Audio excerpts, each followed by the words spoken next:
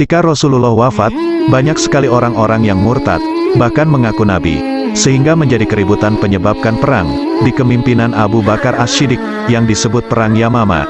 Perang Yamamah terjadi pada Desember tahun 632 Masehi usai Nabi Muhammad SAW wafat.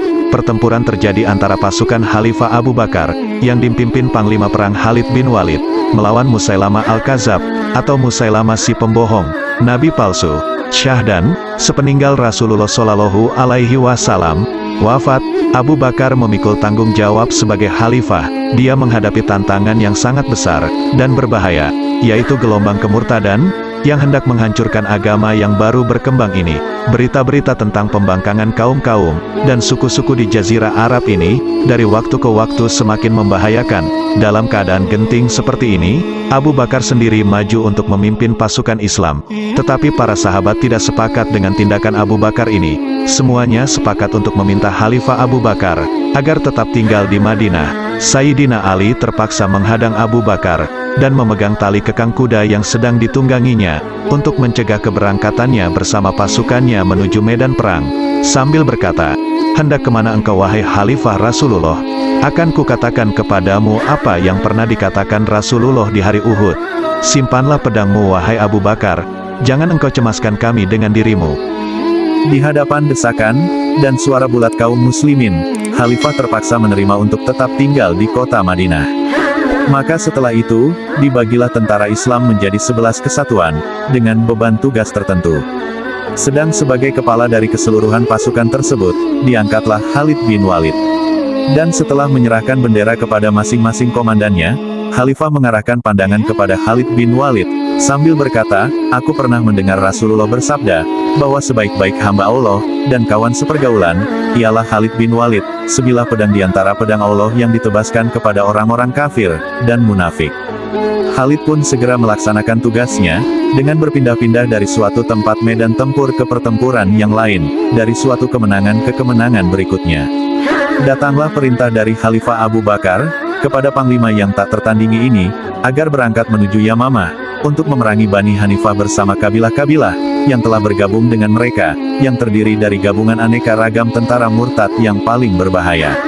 Pasukan ini dipimpin oleh Musailamah Al-Kadzab. Khalid bersama pasukannya mengambil posisi di dataran bukit-bukit pasir Yamamah, dan menyerahkan bendera perang kepada komandan-komandan pasukannya, sementara Musailamah menghadapinya dengan segala kecongkakan, dan kedurhakaan bersama dengan pasukan tentaranya yang sangat banyak, seakan-akan tak akan habis-habisnya. Dalam berbagai riwayat, Musailamah mampu menghimpun pasukan hingga 40.000 orang. Sementara, pasukan muslim hanya berkekuatan 13.000 orang.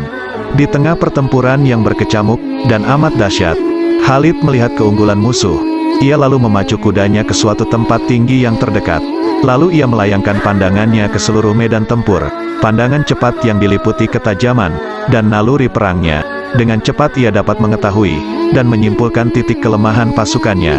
Ia dapat merasakan ada rasa tanggung jawab yang mulai melemah di kalangan para juritnya. Di tengah serbuan-serbuan mendadak pasukan Musailamah, maka diputuskanlah secepat kilat untuk memperkuat semangat tempur dan tanggung jawab pasukan muslimin itu. Dipanggilnya komandan-komandan teras dan sayap, ditertibkannya posisi masing-masing di medan tempur. Kemudian ia berteriak dengan suaranya yang mengesankan kemenangan, "Tunjukkanlah kelebihanmu masing-masing, akan kita lihat hari ini jasa setiap suku," kata Khalid. Lantang, orang-orang Muhajirin maju dengan panji-panji perang mereka, dan orang-orang Ansor pun maju dengan panji-panji perang mereka. Kemudian setiap kelompok suku dengan panji-panji tersendiri. Semangat juang pasukannya jadi bergelora lebih panas membakar, yang dipenuhi dengan kebulatan tekad, menang atau mati syahid. Sedangkan Khalid terus menggemakan takbir dan tahlil, sambil memberikan komando kepada para komandan lapangannya. Dalam waktu singkat, berubahlah arah pertempuran. Prajurit-prajurit pimpinan Musailamah mulai berguguran, laksana nyamuk yang menggelepar berjatuhan. Khalid bin Walid berhasil menyalakan semangat keberaniannya seperti sengatan aliran listrik kepada setiap para juridnya.